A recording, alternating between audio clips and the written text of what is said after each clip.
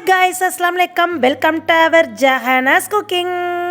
நம்ம சேனலில் இன்றைக்கி சூப்பரான டேஸ்டான உங்கள் எல்லாத்துக்கும் ரொம்ப பிடித்தமான கிட்ஸுங்கள்லேருந்து பெரியவங்க வரை விரும்பி சாப்பிடக்கூடிய டீ கடை கீரை போண்டா தான் இன்றைக்கி ஈஸி மெத்தடில் செஞ்சு காமிக்க போகிறேன். வாங்க ஃப்ரெண்ட்ஸ், வீடியோக்குள்ளே போய் எப்படி செய்கிறதுன்னு பார்க்க ஆரம்பிக்கலாம்.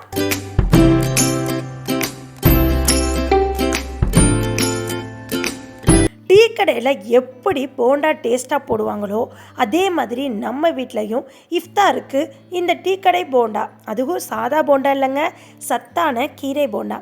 நான் என்னோடய சன்னுக்கு இந்த மாதிரி தான் செஞ்சு கொடுப்பேன். இந்த மாதிரி செஞ்சு கொடுத்தா அவர் விரும்பி சாப்பிடுவார். இது எங்கள் மாமி தான் செஞ்சது. செம்ம டேஸ்ட்டாக சூப்பராக செஞ்சுருந்தாங்க. அவங்க எப்படி செய்கிறாங்க எல்லா மெத்தடும் உங்களுக்கு இந்த வீடியோவில் காமிக்கிறேன். சட்டுன்னு ஒரு 5 நிமிஷத்தில் இது செஞ்சிடலாங்க.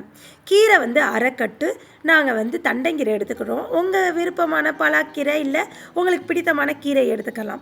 வெங்காயம் 3 பெரிய வெங்காயமும் சின்ன வெங்காயம் 5லேருந்து 10 நறுக்கி வச்சுருக்கேன், அதை எடுத்துக்கிட்டேங்க. அப்புறம் 2 மல்லி புதினா இலைகள் சேர்த்துக்கிட்டேன், ஒரு ஃப்ளேவருக்காண்டி சேர்த்து. அதோட இப்போ 2 கப்புக்கு நம்மளுக்கு கடலை மாவுங்க, எல்லாம் கலந்த கடலை மாவு இல்லை, கடலை மாவு தனி கடலை மாவு இருக்கும்ல, அது 2 கப்பு. நீங்கள் பஜ்ஜி போண்டா மிக்ஸோடு சேர்த்துக்கலாம். அதில் பாதி கப்பு, இப்போ 2 கப்பு கடலை மாவுனா 1 கப்புக்கு ரைஸ் ஃப்ளவர் மாவு சேர்த்துக்கிட்டேன். உங்கள் காரத்துக்கு ஏற்ப மிளகாய் தூள் போட்டுக்கோங்க. நான் 1 டீஸ்பூனுக்கு நான் சேர்த்துக்கிட்டேன். சேர்த்து நல்லா பிசைஞ்சுக்கணுங்க. இதில் கொஞ்சம் உப்பும் கொஞ்சோன்னு சோடா உப்பும் சேர்த்துக்கணுங்க.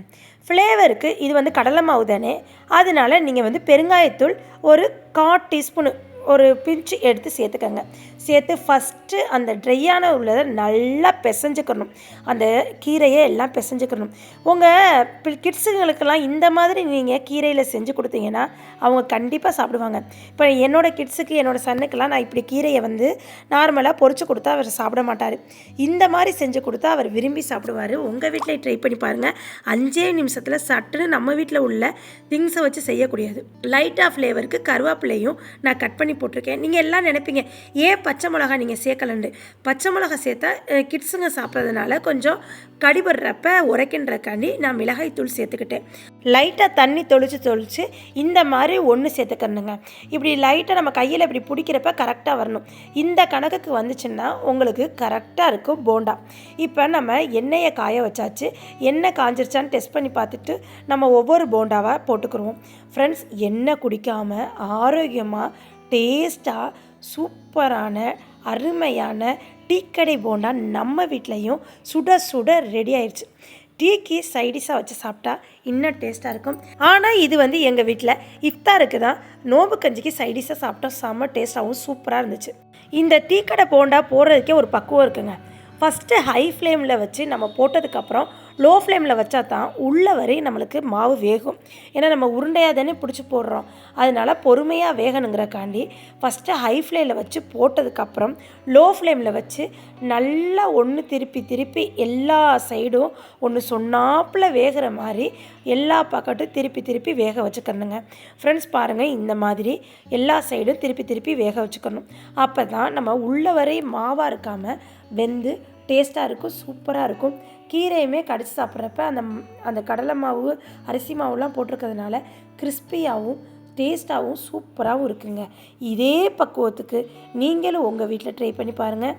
Easy method. 5 நிமிஷத்தில் நம்ம வீட்டில் உள்ள பொருளை வச்சு சட்டுன்னு செஞ்சிடலாங்க.